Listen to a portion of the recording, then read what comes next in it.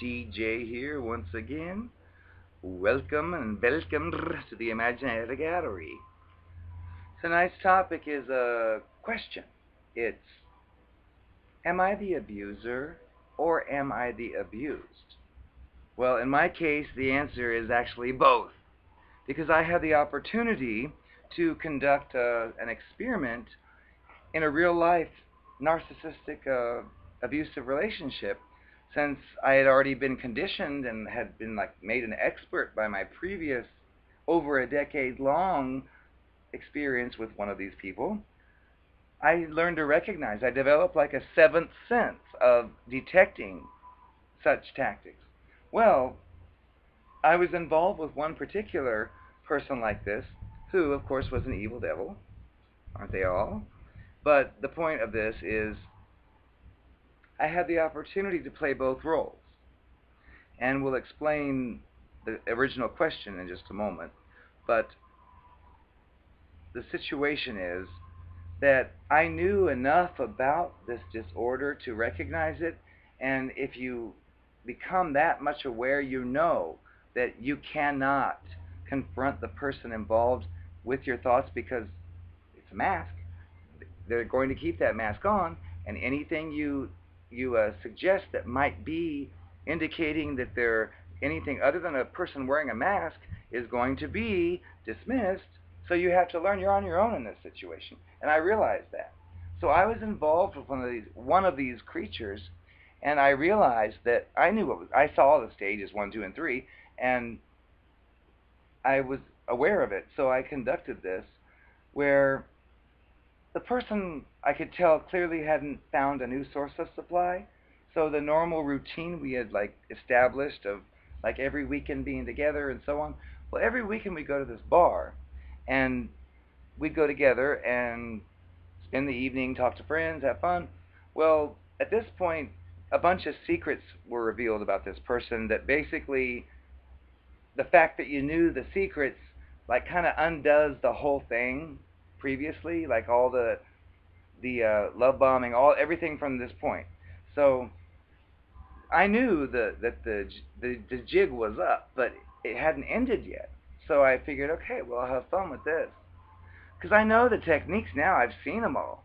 I'm better because I'm a different kind of person than they are. They're a robot that copies and repeats different things. I could come up with my own creative ideas of how to like think about all the different things they did and the techniques. And so I devised some of my own. Because I knew, for example, if I were to say, you know what, I'm through with you today, that doesn't work. They don't go away if they're not ready to. If they haven't found a new source of supply, they will make you think that they still want to work it out with you.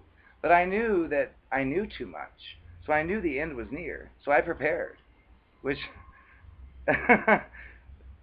anyway, what I did was I would do some of the same things to the person, like the gaslighting. Well, this person would do that to me like naturally as if it was just normal conversation, so I started doing it. One example was I would text and say, "Hey, James asked me to go out to karaoke tonight," and that's it. And I'd send that, and I'd get a message back. And this was kind of during the evaluation. It was fine. I hope you guys have fun, even though I didn't even say if I was going or not. So, fine. Well, the next day I'd see this person. They're like, "So, did you go to the karaoke last night?" And I'd say, "Oh, no, I went to bed." And so that was it. Well, then a few hours later, another interaction, I was like, "Oh, you missed it last night. I did a great version of Sandy from Greece. Oh, you missed it." And of course, it was so funny to watch his face. He's like, "You said you didn't go last night." And I'd be like, "See how it feels?" Because at that point I was thinking I could like correct the behavior, but later I learned you can't. But at that point I thought I could say, "See how you feel now? Quit doing that crap." But it didn't. That didn't work. So it got worse and worse. So our regular weekend bar nights continued, and so I knew that again the guy was going to be gone. So I would do things on purpose, such as there's this hot dancer there with a really nice figure, no shirt, just a tiny little panty on. So I would like walk up to it and like, "Hi, ooh, look at you," and then of course the narcissist monster would be like, "Why do you go after the hot guys?" Like, well, why would I go after the ugly ones, huh? And I would like have these discussions, and he knew he lost. He knew I knew what he was, and he was like desperately trying to find the new supply. It was just a matter of when. So it was just strange. But I did that on purpose because I knew what I was dealing with. Because you know it's not going to improve. Because each time you've tried to improve something, you've always gotten the same answer of basically, I did what I did for a reason. It's because of you. And you don't get any indication they're going to change their behavior. So at that point, I figured, well, I'm discarded, I'm going to have some fun with this. So I did do a lot of different things, such as that example and the other one. And but the question becomes, am I the abuser? Because I was actually abusing. I was actually gaslighting. I was actually using all their techniques in a much more creative manner, I might add, because they're not creative. But the point is, I used to wonder because he would tell other people I was abusive. And I remember when I met him, he said his previous partner was abusive, so I figured he tells everybody that his previous partner's abusive. He's a victim eternally, and that's what they do. But anyway, in answer to the original question, am I the abuser or the abused? I said both. But actually, if you want to look at it realistically, just in case you decide to pull some of these tricks on somebody who's manipulating you, here's the deal.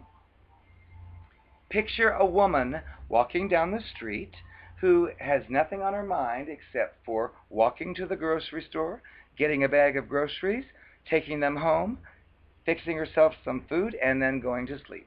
That's her intention. Well, she's walking towards the supermarket, and some masked figure runs up to her and grabs her and takes her purse. Well, she's on the ground and he's running off. Well, she gets up and just so happens to be a track star and notices that the thief trips on a rock or something and falls. So she runs up to him and she smashes him in the face. She uses her fist and kicks him in her high heeled whatever. She beats him up, grabs her purse back, and then leaves. Well, that's like a representation of your narcissistic abuse cycle. It's just not that quick. It's like slowly drawn out over time. So her reaction was not typical of her normal behavior because we know her intentions. She did these things as a reaction to the fact that somebody else violated her and took her purse. So she would never just walk down the street and think, I'm going to go kick that person with my high heel. It's defense. Well, so in this example that I described, I was defending myself.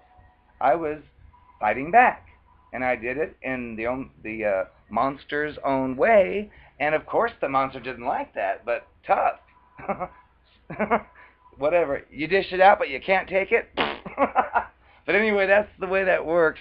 And I did used to think maybe I am an abusive person, but no, I'm not. I'll abuse you if you abuse me, but if you don't, then no, I'll be fine. But those were basically defense techniques.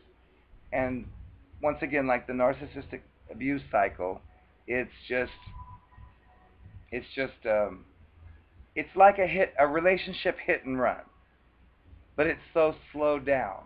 It's just not like the shock of someone stealing your purse and then being mad. It's like taking that scene on a film or a camera and slowing it down, very slow, because the abuse is sneaky and it is evil and it's not apparent, so you don't see it. So when it's all over, you're devastated many times. But anyway, I do thank you, and if you enjoy this content or have suggestions or disagree, feel free to comment and subscribe. Great evening.